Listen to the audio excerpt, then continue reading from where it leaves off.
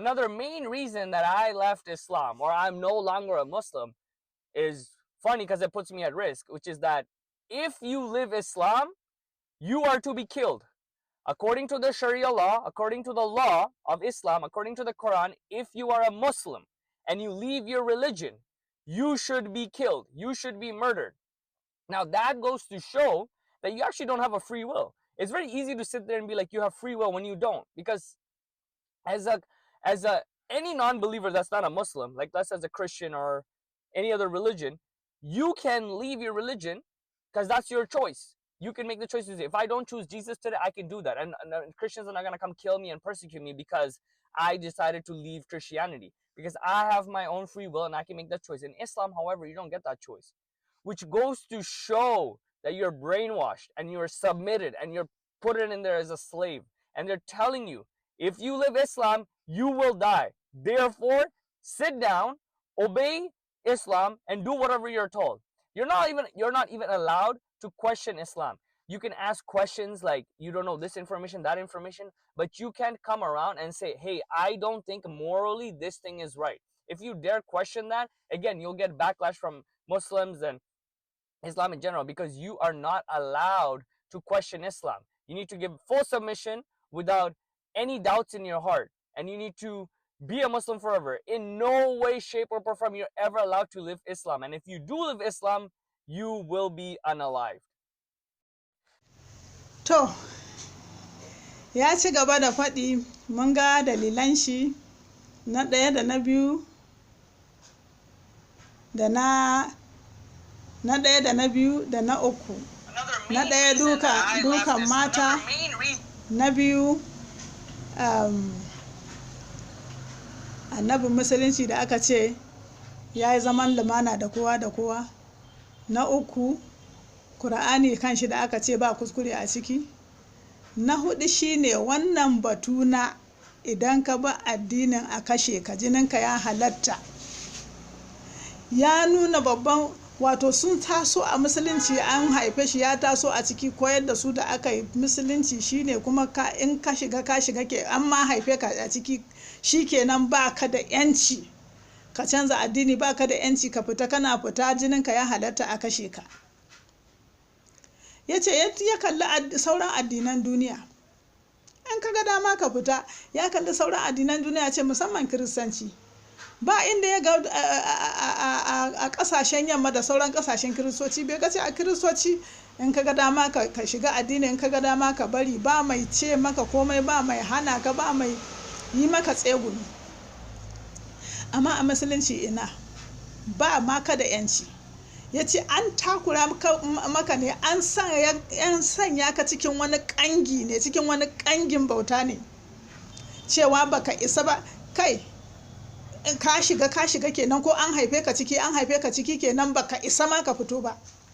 Cewa in ma kai kuskure, kai ba amma baka dama ba a matsayin musulmi kama tuhuma addinin, kama yi wa addinin alamar tambaya, ka nuna cewa kana da wasu shakku, ko tambaya kai wa shehun malami tambaya wanda ya nuna cewa kana da wata shakka wani shakku game da addinin nan, to ba a yadda ba. To ba a yadda ba. So kafin ka sani an ce maka jininka ya halatta, kafin ka sani kashe ka za a yi. Wato shikenan, kana so baka so, ka ji daɗin abun ba ka ji daɗin abun ba, tunda an haife ka a ciki, tilas ka mutu a ciki, tilas ka koyi ka'idojin addinin, tilas ka yi su kana so baka so, tilas ka girma a ciki, tilas ka mutu a ciki. Ya ce wannan abun bai gan shi ba a matsayin gaskiya. Sannan kuma ka kashe wanda, ka shiga gaba da wanda baya addinin nan, ka tsani wanda baya addinin nan, ka nemi ka kashe wanda baya addinin nan.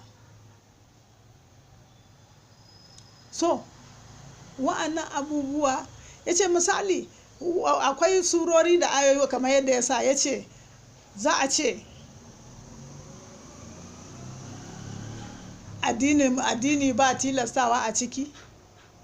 Amma in ba tilastawa a ciki, me yasa in ka ce ba ka yi za a nemi a kashe ka?